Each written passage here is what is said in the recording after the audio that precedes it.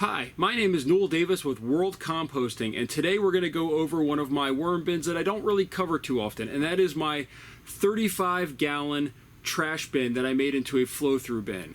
I don't really use it that often anymore. I throw stuff in it when I have extras or when I'm falling behind, and that happens to be the case today. I have a lot of scraps that I have had sitting in my freezer. I probably have 6 or 7 containers of them, and I haven't been able to keep up with all of the juicing and all the different I've been eating lots of melons and making different fruit shakes, and it's overwhelmed my bin. So now I'm going to add a whole lot to this bin, and this is why I keep this bin around. So let's go to the bin and take a look at how it's doing right now. So I'm going to turn this camera around here, and we're going to come right down here. Now this is the big trash can bin that I have.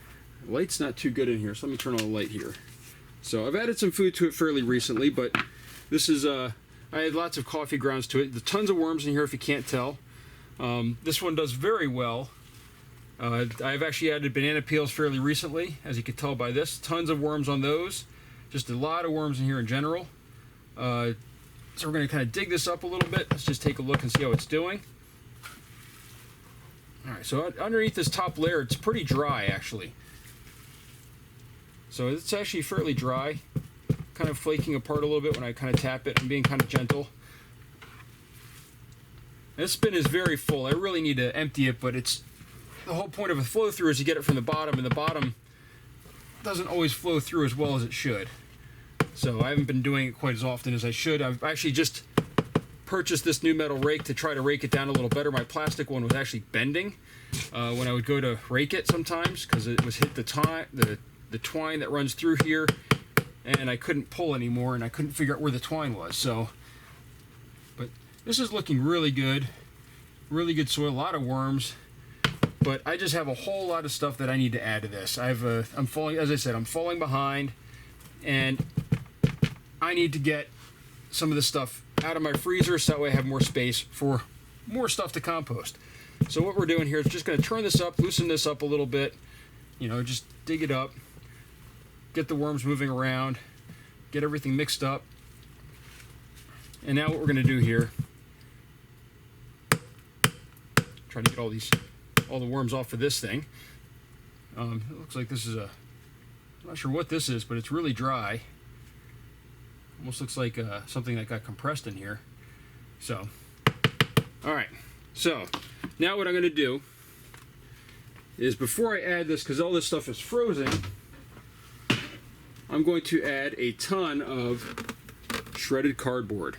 So I'm going to turn off this light here for just a minute because I'm just going to dump this in. This is one of the advantages of having a big bin. I could just take this and kind of shake it in here. So that's a good amount of cardboard. I'm just going to spread this around a little bit. A little bit of cardboard dust.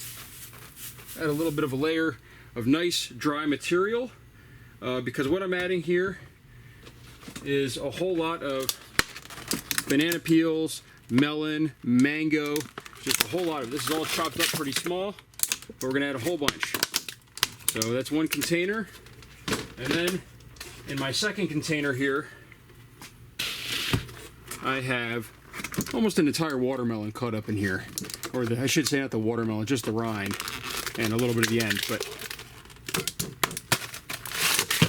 so that's all in there now. So this is why I have one of these big bins, because this is just really convenient. Kind of hammer this apart.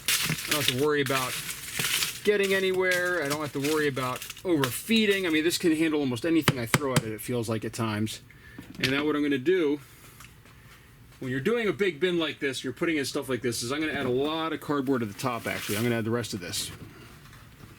And the reason being is I want to kind of discourage pests from digging in or anything like that. Just kind of cover it up, give it somewhere for the moisture to go. And that's it. So that's my update on this bin. This bin has been my workhorse for years. I tend to neglect it, but it always seems to kind of come through and always has the most worms in it. So that's what it looks like now. You can still see some of the food poking out, but that's all going to compress as it thaws out and the worms start working their way into it. And they're spread out.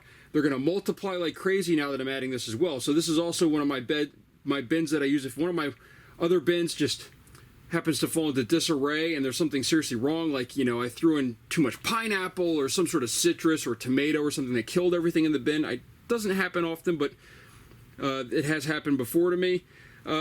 This will tend to be my replenishment for those bins. So I hope you like this update.